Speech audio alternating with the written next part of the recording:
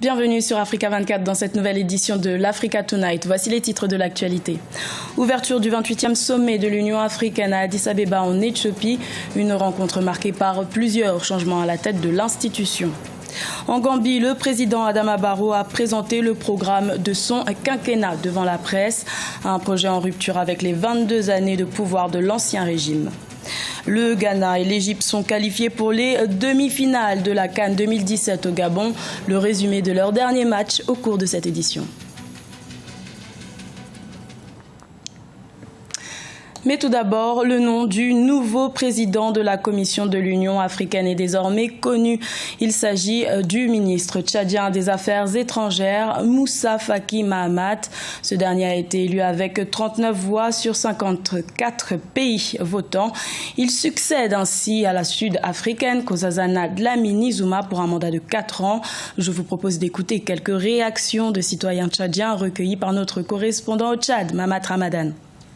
J'étais vraiment fou de joie parce que le candidat a orienté plus des actions vers la jeunesse et en tant que responsable d'une coordination de jeunes qui luttent contre le VIH-Sida, j'étais très content parce que le moment est venu pour que la jeunesse puisse bouger. Et cette victoire n'est pas la victoire du Tchad, comme disait même le candidat lui-même. Il disait que mon pays c'est l'Afrique, mon village c'est le Tchad. C'est la victoire de l'Afrique. Pendant les 10 années d'expérience qu'il a passé au ministère des Affaires étrangères, il a connu toutes ces crises. Le Tchad en a connu, la bande sahélo-sahélienne en connaît. Je crois qu'il a déjà travaillé sur ces différents dossiers. Je crois qu'encore là, il pourrait sa présence en tant que président de la Commission de l'Union africaine pourrait amplifier le potentiel de solutions. Je crois qu'il n'est pas seul. Il y a aussi l'expérience qu'il a eue, mais le président Alpha Condé, dont je reviens toujours, et même au-delà, le président Idriss Déby, qui va suivre de près. À travers l'élection de M. Moussa Faki Mahamat, ministre des Affaires étrangères du Tchad, c'est la diplomatie tchadienne qui a gagné, et cette diplomatie tchadienne maintenant sera à l'œuvre pour la reconstruction, pour le développement de notre continent africain. C'est donc à Addis Abeba, en Éthiopie, que s'est ouvert le 28e sommet de l'Union africaine ce lundi 30 janvier. Une rencontre d'une importance capitale, tant par ses enjeux que par ses élections. Un sujet de la rédaction. Ouverture du 28e sommet de l'Union africaine, une rencontre aux multiples enjeux. C'est ce lundi 30 janvier 2017 que se sont ouverts les travaux du 28e sommet de l'Union africaine à Addis Abeba en Éthiopie. Après un an passé à la tête de la présidence tournante de l'organisation panafricaine, le chef de l'État tchadien, Idriss Déby Itno, a tiré sa révérence en rendant un chaleureux hommage à la sud-africaine Nkosazana Dlamini-Zuma, arrivée elle aussi en fin de mandat.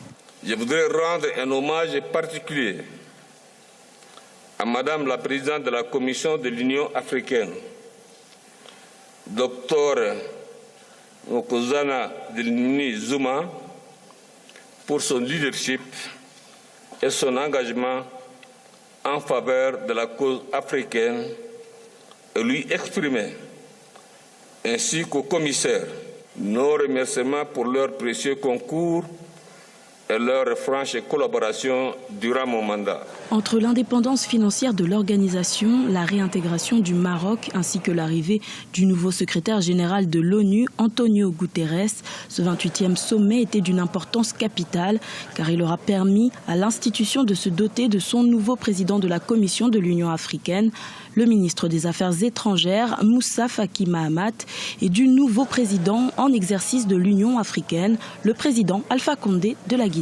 Le président tchadien a donc tenu à rappeler les valeurs profondes de l'Union africaine. Nous avons le devoir et l'obligation de maintenir vive la flamme de l'espérance que les pères fondateurs de notre organisation commune ont allumée en fondant l'OUA en 1963 sur les valeurs profondes d'unité, de solidarité et de cohésion. Le président de l'Union africaine en fin d'exercice, Idriss Déby Itno, a également acté la passation de pouvoir à son homologue guinéen Alpha Condé. Je tiens également à féliciter mon frère le président Alpha Condé pour sa brillante élection à la tête de l'Union et lui souhaiter plein succès dans sa lourde mission exaltante mais noble. Après les médiations réussies en Guinée-Bissau et en Gambie, le président guinéen Alpha Condé, candidat unique de la communauté économique des États d'Afrique de l'Ouest, devra s'enquérir des dossiers denses et complexes qui rythment l'actualité du continent africain pour les 12 mois à venir. En Gambie, la transition politique tant attendue se confirme. Le président Adama Barrow a tenu sa première conférence de presse le 28 janvier, un exercice au cours duquel il a exposé un programme en rupture avec les 22 années de présidence de Yaya Jammeh. Birama Saonera. En Gambie, le président Adama Barrow déroule son programme. Dans une conférence de presse tenue le 28 janvier à Banjul, la capitale, le nouveau chef de l'État gambien a annoncé des décisions phares. Ces réformes concernent en grande partie les institutions de sécurité, le Commonwealth ou encore sur la nature de l'État gambien. Je pense que Barrow est en train de ramener la Gambie dans les girons de la normalité, par exemple en disant que la Gambie n'est plus un État islamique. Je pense que Barrow est en train de revenir à la normalité en retrouvant le Commonwealth, en disant que la Gambie ne va plus sortir de la CPI, et puis la Gambie c'est avoir des relations normales avec tout le monde. Avant le coup d'État de M. Yaya Jammeh, la Gambie était l'une des rares démocraties du continent avec le Sénégal et le Botswana. Et j'ai l'impression que Barrow est en train de fermer la longue parenthèse des élucubrations et des folies de Yaya Jammeh. La Gambie retrouve petit à petit le chemin de la normalité. Le président Adama Barrow compte aussi réformer l'Agence nationale du renseignement de Gambie, une structure qui était considérée comme l'instrument de répression du régime de Yaya Jammeh. Selon le chef de l'État gambien, cette institution va poursuivre ses activités de collecte des renseignements, mais elle aura une autre appellation. Tout pays qui se respecte a un service de renseignement. Maintenant, ça dépend de ce qu'on fait du renseignement. La NIA a été le pilier du pouvoir de Yaya Jammeh. Une dictature se fonde sur la peur. Et la meilleure façon d'instaurer la peur, c'est de faire croire à tout le monde que vous êtes espionné. Tout ce que vous dites, écoutez, tout ce que vous dites est entendu. Votre voisin est un espion. Peut-être votre instituteur est un espion. Ce qui fait que tout le monde a peur de tout le monde. Et je pense que c'est bien de maintenir un service de renseignement, mais est-ce que cette fois-ci, que ce soit un service de renseignement qui fasse le travail d'un service de renseignement? Ça veut dire que collecter des informations pour la sécurité publique et la sécurité collective, non pas traquer les opposants. Le président Adama Barrow rassure qu'il restera seulement 3 ans au pouvoir, comme il s'y est engagé pendant la campagne électorale. Par ailleurs, après la nomination de la vice-présidente, le gouvernement sera formé dans les prochains jours. Pour l'heure, rien n'est filtré sur les personnalités qui seront nommées dans ce gouvernement. Au Tchad, le gouvernement durcit sa lutte contre l'importation frauduleuse des produits pétroliers issus des pays voisins.